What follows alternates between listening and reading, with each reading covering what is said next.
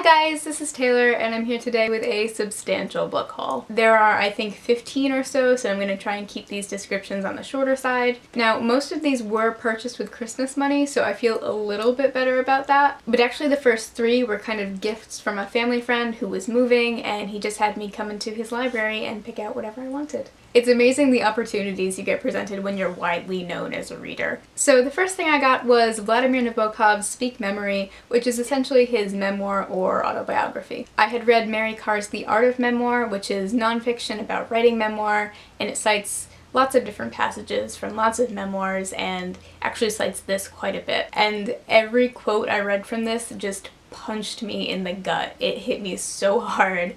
So I'm really excited to read this and a little bit scared. Look, there he is.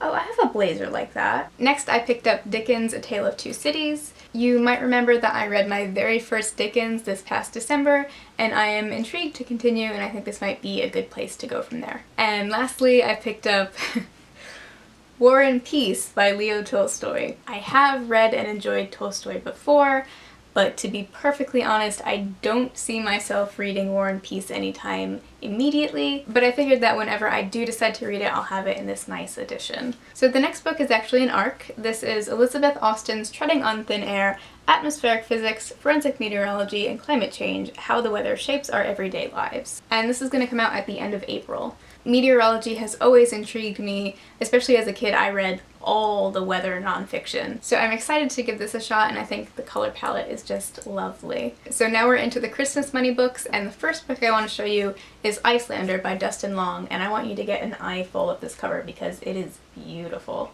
The first line of the synopsis on the back calls it a Nabokovian goof on Agatha Christie. And I'm honestly not sure if this is set in Iceland or it's a mystery and it has something to do with Iceland, and we know how I feel about Iceland. Then I have How to Get Filthy Rich in Rising Asia by Mohsin Hamid. I read his essay collection last year and absolutely loved it, so I figured I should give one of his novels a try. This is fiction, contrary to the title. As far as I can tell, this is about a man who is born into poverty and becomes some kind of a tycoon via the scarce resource of water, and I'm very intrigued to see what else Mohsin Hamid has to offer. Next up I have a novella, and this is The Man Who Remembered the Moon by David Hull. And if you're anything like me, this synopsis will make you immediately add this to your shopping cart. Daniel Hale will not be released from a mental institution until he renounces his belief in a celestial body he calls the moon. Fortunately, his doctor, Marvin Pallister, is confident that Daniel can be cured of his condition, one now dubbed Hale Pallister's lunacy. He says it's gone. They say it never existed. I mean, come on. Then I have Hometown by Tracy Kidder. I originally saw this at the library and I thought, wow, that looks a lot like Northampton, Massachusetts, and it totally is. This is nonfiction about the idea of a hometown, obviously, and what it means to hail from a place, and whether or not the idea of small town USA is still a thing or not. I love Northampton, and apparently this does a great job of making you feel like you're there and using the history of the town to tell a bigger, greater story of towns and small cities in the US. Then I have Basho's The Narrow Road to the Deep North. This is obviously not the Man Booker winning novel by Richard Flanagan. Rather, this is a collection of haiku and travel writings and sketches from Matsuo Basho, who was one of the most famous poets of the Edo period in Japan. And I think I'm gonna read this for Japanese June. Next up I have Stoned, Jewelry, Obsession, and How Desire Shapes the World by Aja Radin. This just came out in December and I was eagerly anticipating it because I love rocks and gems and reading about the fatal flaws of capitalism. Then I have something that I have been meaning to purchase for years, literal years. It is Vampires in the Lemon Grove by Karen Russell, and this is a collection of short stories that err on the weirder, more surreal side, I believe, and I have every reason to believe that I'm gonna love this. Karen Russell tends to be the standard that other short story writers are held to. Next I have The Call of the Wild by Jack London.